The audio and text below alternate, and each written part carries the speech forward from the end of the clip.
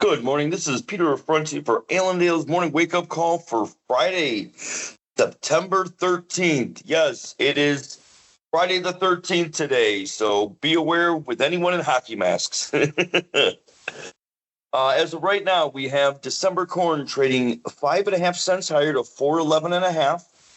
November beans are trading 6.5 cents higher to 10.17 1/4, and the Chicago wheat is up 15 cents to 5.93 1/2. So yesterday was the big report day for corn. They did increase yield by a half a bushel, and they did also slightly lower ending stocks to 2.057. So carryout was lowered 16 million bushels, which is a fairly small change. Yield was raised a half a bushel to 183.6. That was offset by USDA raising ethanol and exports production, plus 39 million bushels for ethanol, and demand up 55 million bushels. So we have been seeing the overnight adding a bit of support. We'll see if this continues today, or we do end up pulling back right off of the open here. So we have to find out what the funds are going to be doing. Are the funds going to be short covering here going into the end of this month, or are we going to see a harvest pressure force these markets back a bit? So something we really need to watch here. Beans.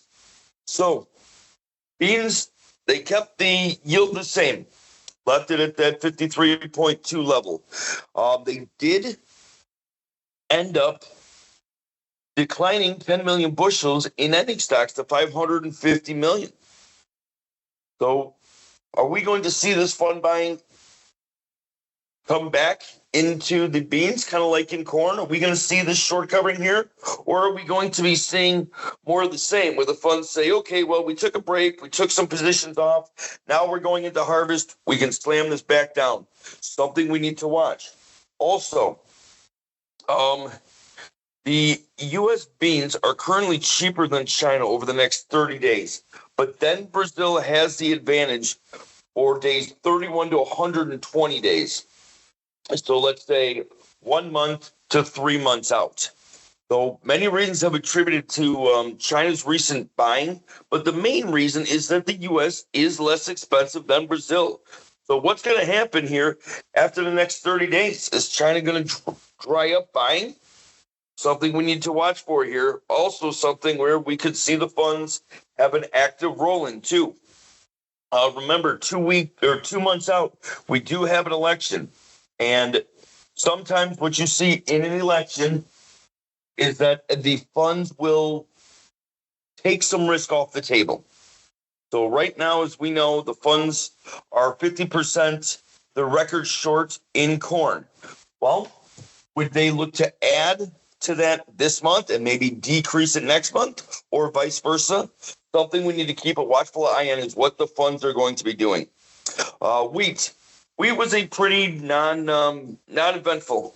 They left the carryout unchanged, but we have been having strong exports, and exports should be the number one focus in wheat, and have actually improved slightly in the last 6 weeks.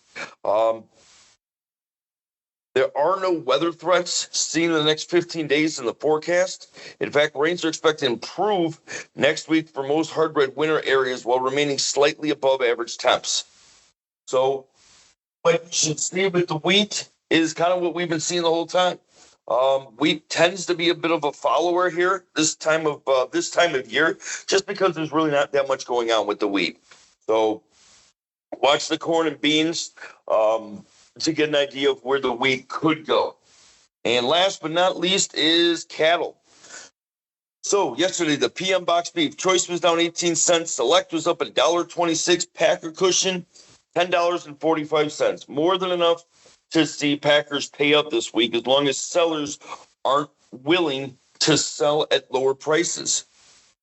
So bids did move up to 182 in Kansas yesterday. That is a great move here. Last week it was $1.8095. So we'll just say 181 or $180.95. We'll just say 181 right now. So could we see $1 to $2 higher cash trade today. That's what we're looking for. So long term, though, box beef is still grinding lower. It did see a bit of a bounce yesterday, but that only recovered from fresh 4-month lows. So much more is needed to turn around that box beef. We need some, well, we need a lot more days of higher box beef. That's what we need.